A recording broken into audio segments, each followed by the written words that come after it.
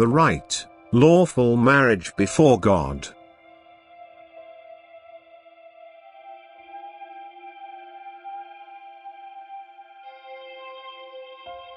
Marital togetherness absolutely necessitates God's blessing, otherwise the marriage may well be lawful on earth but not in heaven. Anyone joining together on earth without believing in the Creator and Provider of all things, in the God and Father of eternity, will not be able to claim God's blessing. He does not acknowledge God, and thus God will not acknowledge a bond either, even though it was legally joined on earth. That is, all required formalities for a marriage ceremony were complied with. Only when both step before God with the plea to bless their bond, when both acknowledge God as their Lord, to whom they will be striving in love, can they be assured of His blessing, for God is present where He is desired. He is effectively witness to a marriage which is based on love for one another. And thus it is quite understandable that only few marriages are able to make the claim to be joined before God, since not even a ceremony in church will replace the fulfillment of God's required terms. Because a church ceremony can also be performed by people who marry without love for the sake of earthly advantages, which will not ever be blessed by God.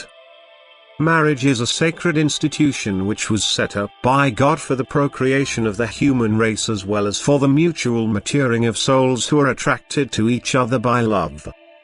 However, marriage should not be seen as a business-like union which is to be entered into only to indulge in sensuality or to attain earthly advantages. Marriage is not a state which can be arbitrarily finished or changed either. Anyone who is lawfully joined before God, that is, who had begged for God's blessing with mutually agreeing will, remains eternally joined before God and can only be detached by death and experience a temporary separation.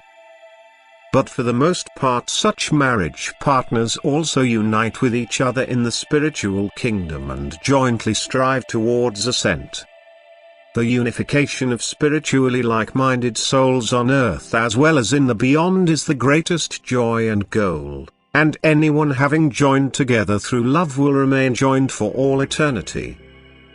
But there are only few such right, lawful marriages before God, and for this reason profound happiness and spiritual agreement is rarely to be found on earth. Because due to their sensuality people do not attach any importance to it but are content with purely physical sympathy which, however, can never be called deep love and will never last either.